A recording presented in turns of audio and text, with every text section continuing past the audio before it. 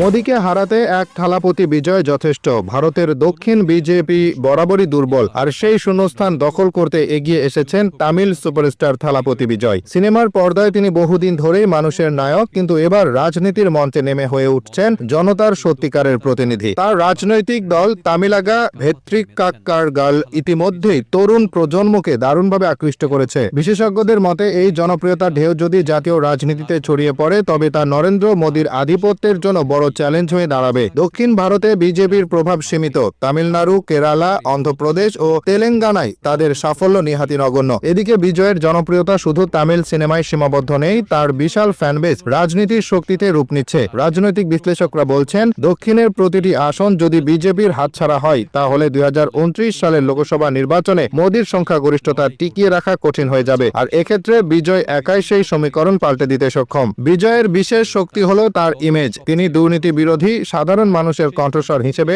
পরিচিত এবং যুব সমাজ তাকে অনুসরণ করছে ভরসার প্রতীক ভেবে। চলচ্চিত্রে যেমন তিনি অন্যায়ের বিরুদ্ধে লড়াই করেন, রাজনীতিতেও সেই প্রতিচ্ছবি তাকে এগিয়ে নিচ্ছে। বিরোধী জোট যদি তাকে সামনে রেখে একত্র হয়, তবে বিজেপির জন্য দক্ষিণ ভারতে পা রাখা প্রায় অসম্ভব হয়ে পড়বে। সব মিলিয়ে আজকের ভারতীয় রাজনীতিতে এক থালাপতি বিজয় যথেষ্ট মোদীর একচ্ছত্র আধিপত্য ভাঙার জন্য। তিনি শুধু চলচ্চিত্রের নায়ক নন, তিনি হয়ে উঠছেন নতুন রাজনৈতিক শক্তি, যাকে ঘিরেই হয়তো গড়ে উঠবে আগামী দিনের ভারতের রাজনৈতিক সমীকরণ।